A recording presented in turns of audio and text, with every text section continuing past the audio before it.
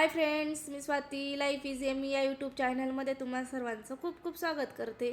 तर आज मी तुम्हाला आहे ना पोहा पापड घरच्या घरात कसे बनवायचे अगदी सोप्या आणि कमी साहित्यांमध्ये बघू शकता.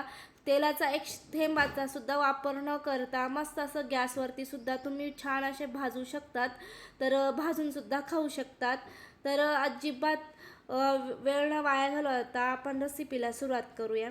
तर छान असे अर्धा किलो मी पोहे घेतले. पोहे स्वच्छ निवडून घेतले. त्याच्यानंतर आहे ना एका कढईत छान अशा पद्धतीने मी 5 मिनिटासाठी ना भाजून घेणार आहे, म्हणजे कुरकुरीत होईपर्यंत परतून घेणार आहे. तर अशा पद्धतीने छान असे आपले कुरकुरीत होईपर्यंत पोहे तयार झालेले आहेत. आता आपण एक मिक्सरचा भांडा घेणार आहोत.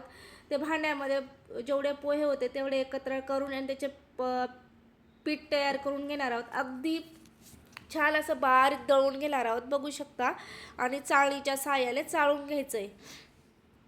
तर चाळणीच्या साहाय्याने चाळून घेतात. थोडं एखादा अर्धा चमचावरती रव्यासारखं पीठ राहतं, ते साईडला टाकून द्यायचं. त्याच्यानंतर आपण ही जी वाटीने आपल्याला हे जे पीठ तयार करून घेतलेले ते मोजून घ्यायचं. आता आपलं पीठ भरलेले 1 वाटी पीठ भरलं तर त्याच्यासाठी आपल्याला 2.5 वाटी पाणी टाकून घ्यायचं आहे.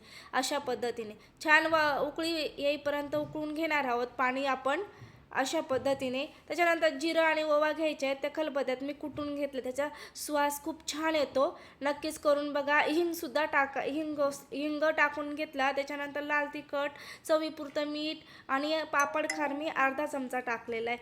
याच्यापेक्षा जास्त टाकू नका. त्याच्यानंतर जे जिरं ओवा होत्या त्या कुटून घेतलेल्या होत्या त्यासुद्धा मी टाकून घेतलं. त्याच्यानंतर आता छान पिठाला उकळ फुटलेली, त्याच्यात आपण हे पीठ टाकून घेतलं. अजिबात गाठी वगैरे होणार नाही याची काळजी घ्यायची. छान व्यवस्थित हळूवार पीठ व्यवस्थित मिक्स करून घ्यायचं. अशा पद्धतीने बघू शकतात अजिबात आपल्या पिठाला गाठी वगैरे तयार झालेल्या नाही आहेत.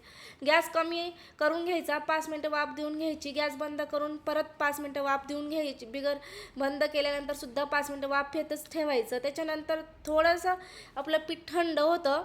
थंड झाल्यानंतर एका प्लास्टिकच्या पिशवीत आपण हे पीठ टाकून घ्यायचं. छान अशा मस्त पीठ कलर येईपर्यंत आपल्याला मळून घ्यायचं आहे. बघू शकता मी तुम्हाला आता दाखवते. अगदी छान असं आपलं लुसलुशीत पीठ तयार झालेलं आहे.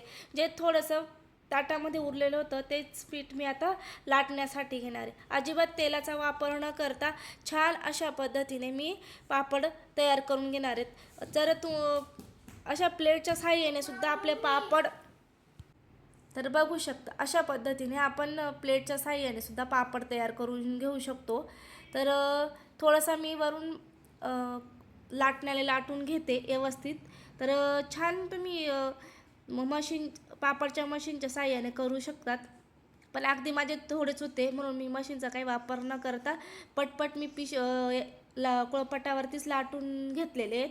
तर अशा पद्धतीने बघू शकतात अगदी मस्त जाडही नाही आणि खूप बारीकही नाही, मीडियम साईजमध्ये मी बनवले. तर आता मी परत तुम्हाला लाटण्याच्या साहाय्याने कसं लाटायचं ते दाखवून देते. अशा पद्धतीने मी लाटण्याने सुद्धा लाटून दाखवलं आणि प्लेटने सुद्धा.